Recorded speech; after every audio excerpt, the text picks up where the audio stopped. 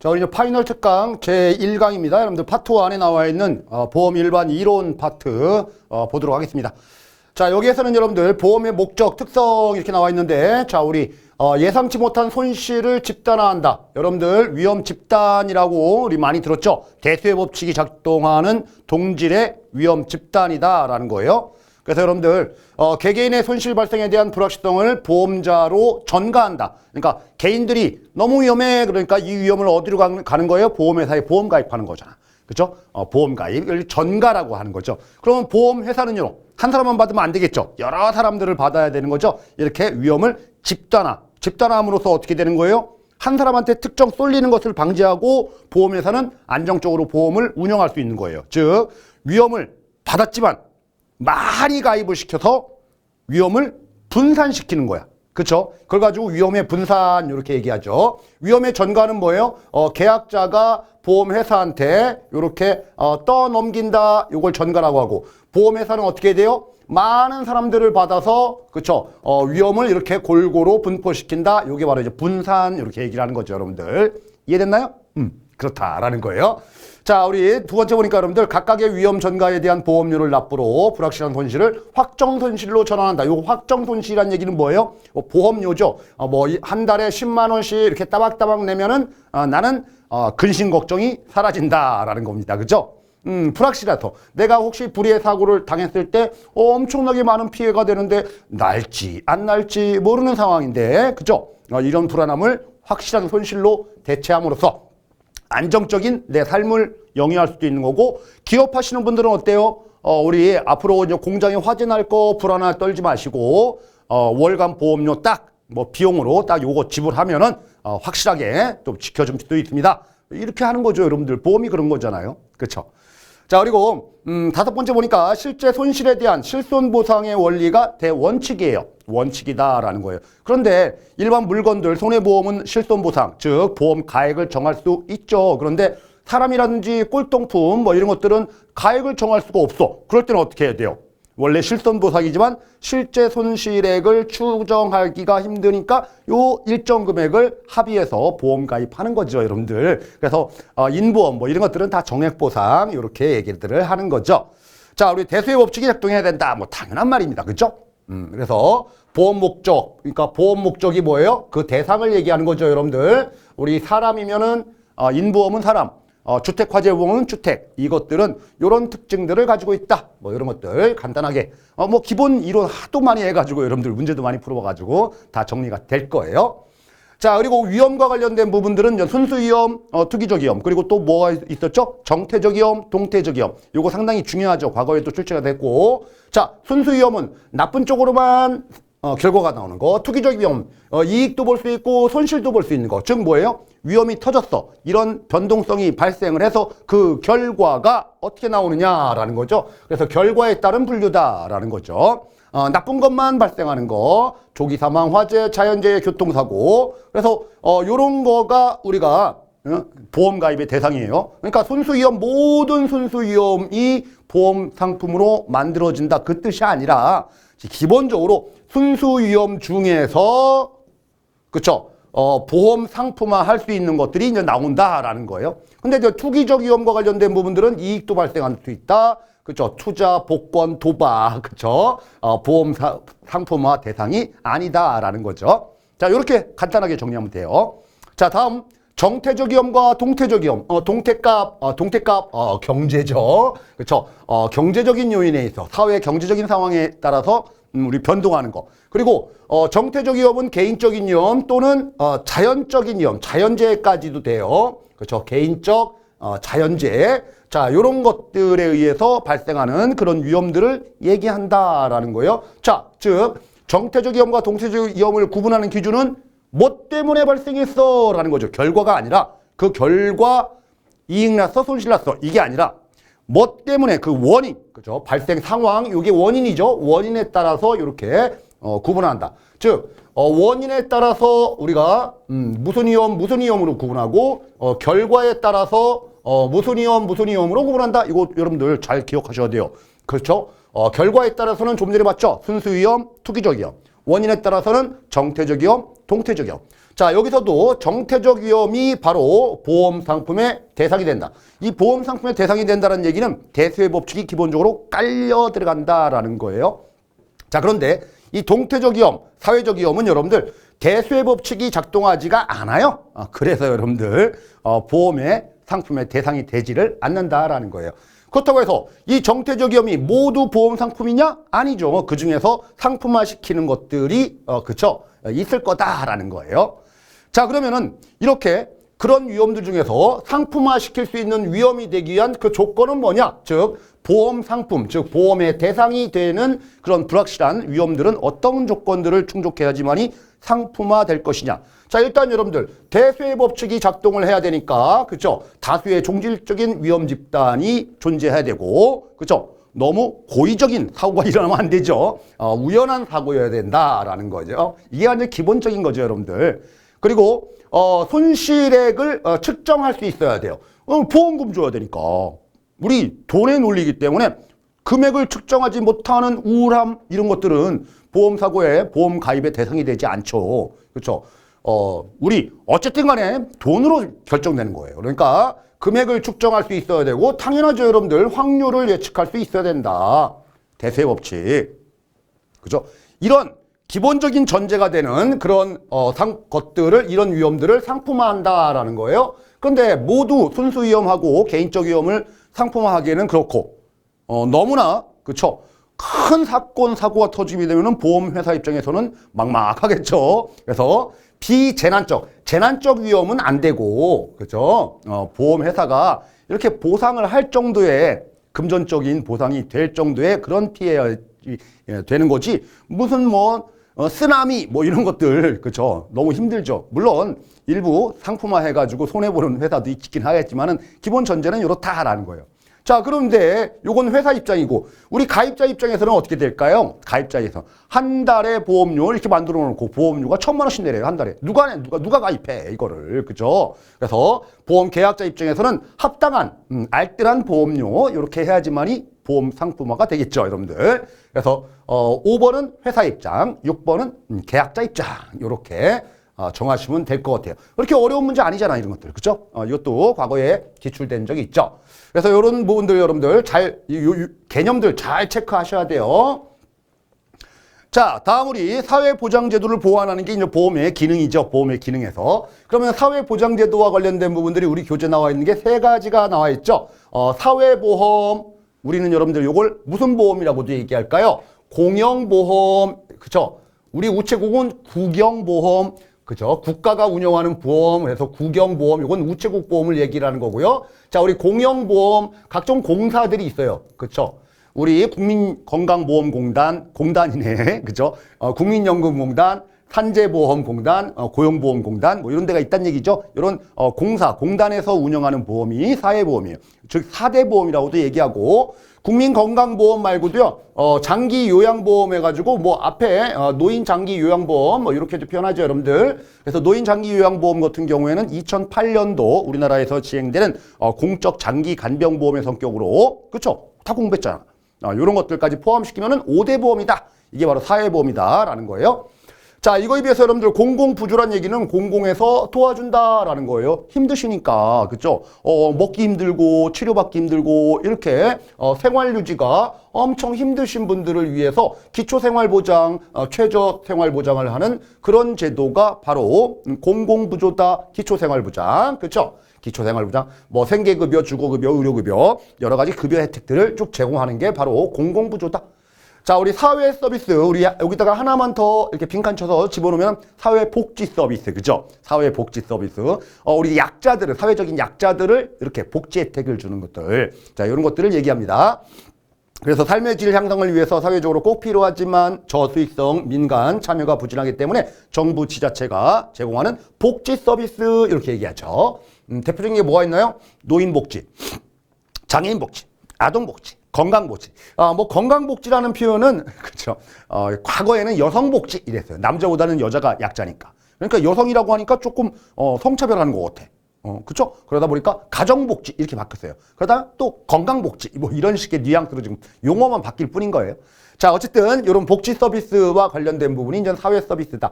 이게 바로 사회보장제도. 우리나라는 사회보장제도가 완벽하게 잘 갖춰지지 않았어요. 최저 수준밖에 안 돼요. 그러니까 민영보험으로 더 보완을 할 필요가 있겠다라는 거죠. 자, 다음 여러분들 이렇게 보험의 이제 긍정적인 기능에서 사회보장제도를 이렇게 보완하는 기능도 있지만은 다른 부분들도 많죠. 손해 감소를 방지하는 기능, 그죠? 여러 가지 여러분들 보험 가입하면은 일정 기간 동안에는 면책하겠다 이런 제도가 있잖아요. 면책. 이럴 때는 보험금 안 주겠다. 그러면은 사람들이 뭔가를 더 하겠지, 그렇죠? 손해 방지를 위해서 이렇게 동기부여를 제공하는 기능을 하지만은 보험 가입했다라고 그 자체로 사고가 발생이 안 되도록 하는 막는 기능이 있느냐? 그건 없죠. 사람은 죽어요, 그렇죠? 종신보험 가입했다고 사람이 안 죽어요? 죽어요. 방지 기능은 없습니다. 자, 그리고 또 하나는 여러분들 기업의 자본 효율성을 향상시킨다. 좀 전에 우리 봤던 거예요. 따박따박 매월 보험료로 이렇게 확정적인 비용 처리가 되면은 그죠? 안심하고 기업을 운영할 수 있다. 그런 뜻이죠. 그리고 장기보험의 성격이기 때문에 이런 보험료들은 국가 경제 발전에 크게 기여하면서 투자가 되고 운영이 된다라는 겁니다. 자, 그거 이외에 여러분들 부정적인 기능도 있다라는 거죠. 보험회사 입장에서 보게 되면은 그냥 많이 가입해서 장사 속이에요. 장사 속. 장사 많이 해서 이윤 챙기려고 그러는 경향도 있다. 그러면 여러분들 보험료 많이 받아야 되겠지. 계약자 많이 판매하려고 그러겠지. 그래서 이익을 추구하려고 했지. 그렇죠? 원래는 이 건물이 1억짜리 건물인데 그렇죠? 그 목적물을 뭐예요? 10억짜리야 라고 해서 보험료를 많이 이렇게 책정해 가지고 하겠지. 그리고 보험료 받은 것들은 나중에 보험금 줘야 되는데 이런 보험료 관련돼서 어떻게 해요? 몰래 빼돌려가지고, 그죠? 악용해서 이 준비금들을 적립하는 대신에 부당하게 사용을 해버리는 그런 아주 악덕 회사가 등장할 수도 있다. 그렇죠? 남의 돈이니까 탐나는 거야. 그죠? 자, 우리 보험 계약자 측면에서는 어떤 안 좋은 기능이 있을까요? 우연한 보험 사고를 보장하는 보험임에도 불구하고 어때요? 보험 가입해서 일부러 사람을 죽이고 이러는 보험 사기 범죄에 악용될 소지도 있다라는 거고요. 그리고 보험 가입하니까 사람들이 해이해져. 정신머리가. 그렇죠? 그래서 정신머리가 헤어지는 거 뭐라고 해요? 도덕적 해이라고 하죠, 여러분들. 그래서 도덕적 해이 발생 가능성이 분명히 존재한다라는 거예요. 자, 이런 것들이 이제 부정적인 기능이다. 뭐 이렇게 얘기를 하는 건데 뭐 어려운 점 없잖아. 만약에 시험 문제 나온다라면 보험회사 입장이냐, 보험 계약자 입장이냐, 뭐 이 정도 구분하시면 되겠고, 그렇죠? 여기서 여러분들 기업의 자본 효율성 향상 이런 것들은 내용이 상당히 좋죠. 그리고 더 많죠. 이게 보험 가입하면 사람들이 어때요? 이제는 안심을 해가지고 우리가 저축도 안 하고 그렇죠? 이렇게 대비도 안 하고 막 이런 현상들도 많이 발생한다라는 거예요. 자, 보험의 기능이에요. 자, 다음은 우리 보험 상품 분류 너무나 많이 했잖아요. 그죠? 보험 계약법인 상법에서는 여러분들 손해보험과 인보험으로 구분한다. 인보험에서는 생명보험, 상해보험, 질병보험 이렇게 구분한다. 자, 우리 근데 이제 보험업법에서는 정식으로 세 가지를 이렇게 정확하게 구분한다. 재산보험이라는 명칭이 정식으로 반영됐다라는 거예요. 몇 년도에? 2003년도에요. 2003년도에. 자, 그래서 재산보험의 상품은 상질간 정확하게 다 규정한다라는 거예요. 그러니까 이 재산보험 상품과 관련된 부분 상질간을 모두 규정하는 법률은 보험업법이야. 그러면은 상법에서는 상질간 하는데 이 간병보험은 상법에서 규정하지 않아. 이게 핵심이다라는 겁니다. 이게 핵심이야. 그래서 우리가 흔히 알고 있는 재산보험 상품 중에서 간병보험을 규정하고 있지 않은 법률이 바로 상법이 되는 거죠. 상법, 보험계약법. 자, 요 정도 크게 보시면 돼요. 우리가 뭐 보험업법을 공부하자 그 얘기가 아닙니다. 아닙니다. 자, 우리 역사 파트 아직까지 시험 문제가 한 번도 안 나왔어요. 그렇죠? 그래서 나오겠지 언젠가는. 자, 우리 고대 제도는 여러분들 에라 노이 꼴레기아가 있다. 에라 노이. 자, 노아의 방주 서로 도와주는데 종교적인 단체의 성격을 갖는 이런 단체였다. 자, 꼴레기아, 기아에 허덕인다. 종교단체는 아니었어요. 그렇지만 서로 도와주는 상호 구조조합의 성격이다.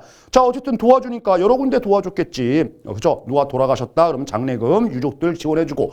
물론 여러분들 과거에는 뭐 토테미즘, 뭐 샤머니즘, 뭐 다 종교가 있었어요. 그죠? 이런 종교 활동에도 다 썼습니다. 둘 다. 근데 꼴레기아가 종교단체는 아니었어요. 그럼에도 불구하고 종교 활동에 필요한 비용들들 이런 것들도 좀 지원했다라는 거예요. 자, 중세로 오겠습니다, 여러분들. 길드는 우리가 독일에서 발달한 건데, 배 타고 다니다가 배가 뒤집히고 사람이 죽고, 그죠? 그래서 배 피해, 재산상 피해, 그리고 구성원의 사망 등과 관련된 이런 것들을 서로 도와주는 그런 제도였다라는 거죠. 길드. 지금도 게임하면서 길드 많이 하죠. 자, 이런 것들을 서로 도와주는 것들이 향후 영국의 우회조합이라든지 우리가 독일의 구제금고 이런 데로 계속적으로 발달되고 지금까지도 명맥을 유지하고 있습니다. 그러다가 똔띨연금이라는 게 이제 근대에 들어서면서 그쵸?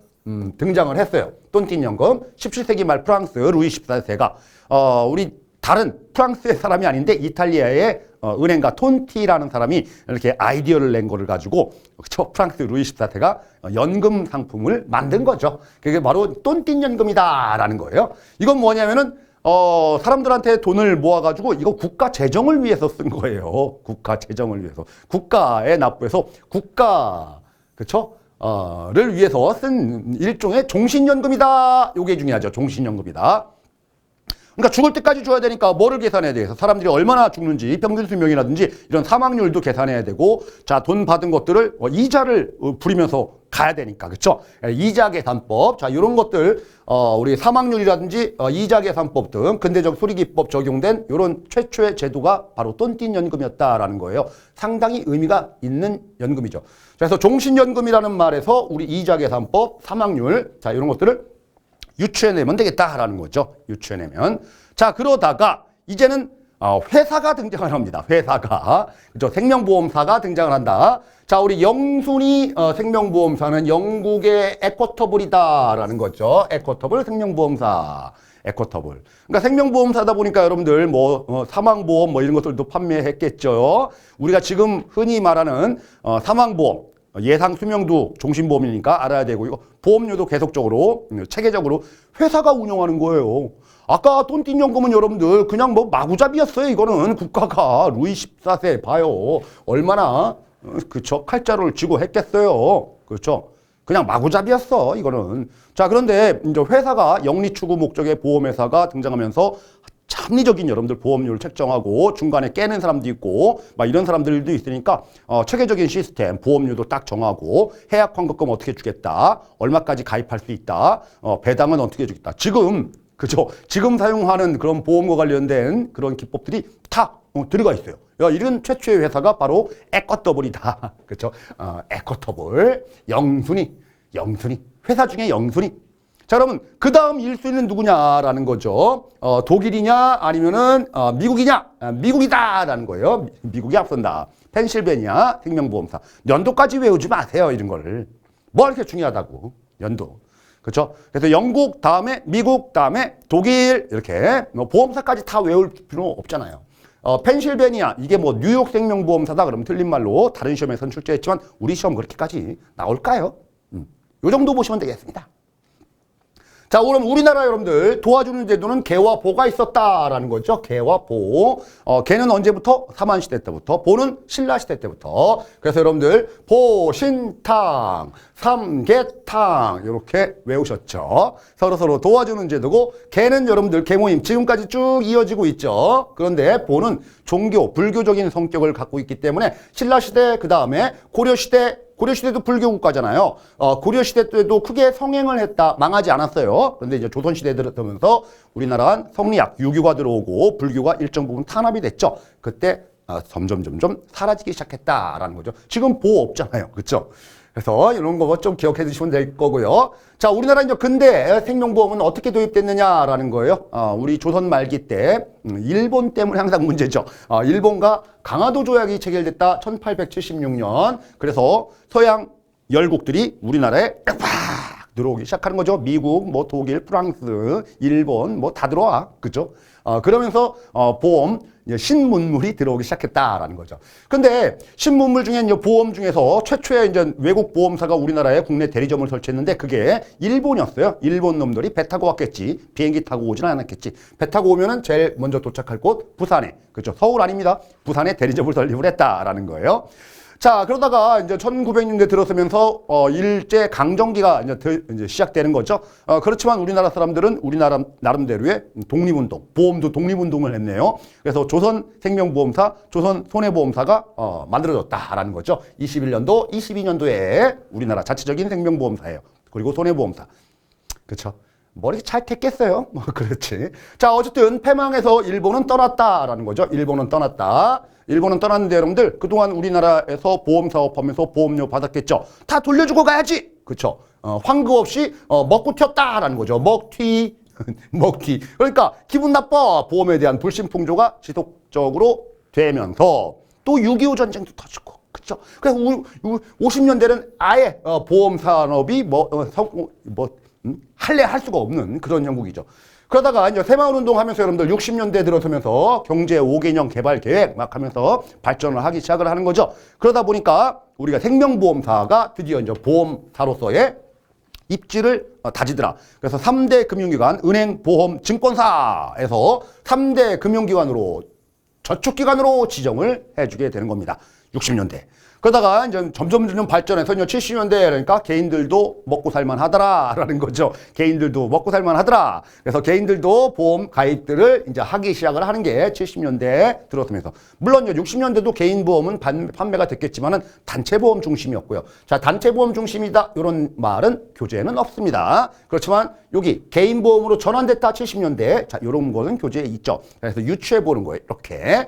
자, 그리고 80년대 여러분들 고도 성장하고 문어발식 확장을 하고 막 그렇게 된 거죠. 그러다가 이제 90년대 들어서면서 IMF를 탁 맞아버리는 거죠. 그렇죠. IMF 딱 맞으니까 외국의 보험사들이 우리나라에 들어오고 여러 가지 막 경쟁을 하고 세계화되고 이런 시대가 90년대 후반 부분에 일어나게 되죠. 개방, 자율화, 그렇죠. 경쟁 체제가 시작됐다. 그래서 98년도에는 우리나라 내국 보험사 4개가 문을 닫아버려요. 구조조정. 자, 이렇게 되는 거죠. 자, 그러다가 2000년대 들어서면서 여러분들 판매 채널이 다양화됐다라는 거죠. 자, 몇 년대? 2000년대. 2010년 아닙니다. 90년 아닙니다. 2020년대 아닙니다, 여러분들. 2000년대예요. 2000년대 빵카가 들어섭니다. 홈쇼핑 뭐 이런 것들. 그렇죠?